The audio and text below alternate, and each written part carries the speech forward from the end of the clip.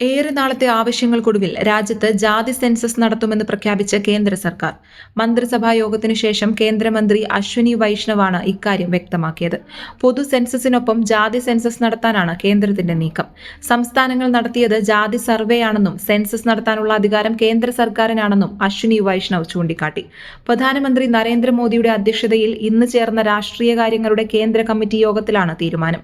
പ്രതിപക്ഷം രാഷ്ട്രീയ നേട്ടങ്ങൾക്കായി ജാതി സർവേകൾ ഉപയോഗിക്കുകയാണെന്നും കേന്ദ്രം വിമർശിച്ചു.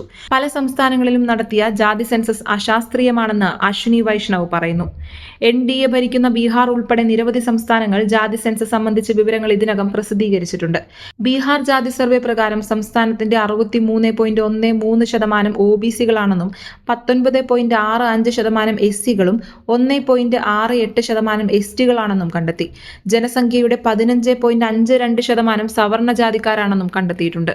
ജനുവരി 19 ആന്ധ്രാപ്രദേശ് സർക്കാർ ജാതികൾ അടിസ്ഥാനമാക്കിയുള്ള ആളുകളുടെ സമഗ്രമായൊരു ഡേറ്റാബേസ് സൃഷ്ടിക്കാൻ ലക്ഷ്യമിട്ടുള്ള പ്രവർത്തനങ്ങൾ ആരംഭിച്ചിരുന്നു.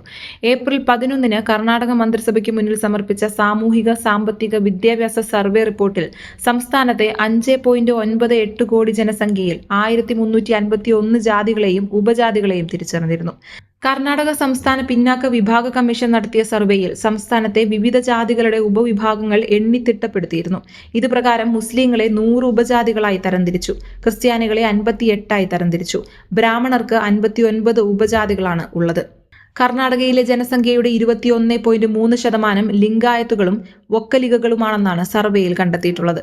നേരത്തെ ഈ രണ്ട് പ്രബല ജാതികളും സംസ്ഥാന ജനസംഖ്യയുടെ 1/3 വരുന്നതായി അവകാശവാദങ്ങളുണ്ടായിരുന്നു. 2021 നടക്കേണ്ടിയിരുന്ന സെൻസസ് COVID-19, സാങ്കേതിക, ലോജിസ്റ്റിക്കൽ തടസ്സങ്ങൾ എന്നിവ കാരണം വൈകുകയായിരുന്നു. ജാതി വിവരങ്ങൾ ഉൾപ്പെടെയുള്ള സെൻസസ് നടപടിക്രമങ്ങൾക്ക് അംഗീകാരം ലഭിച്ചതായി അശ്വിനി വൈഷ്ണവ് പറഞ്ഞു. എന്നാൽ എന്നായിരിക്കും സെൻസസ് ആരംഭിക്കുക എന്ന കാര്യത്തിൽ വ്യക്തതയില്ല. Subscribe to One India and never miss an update.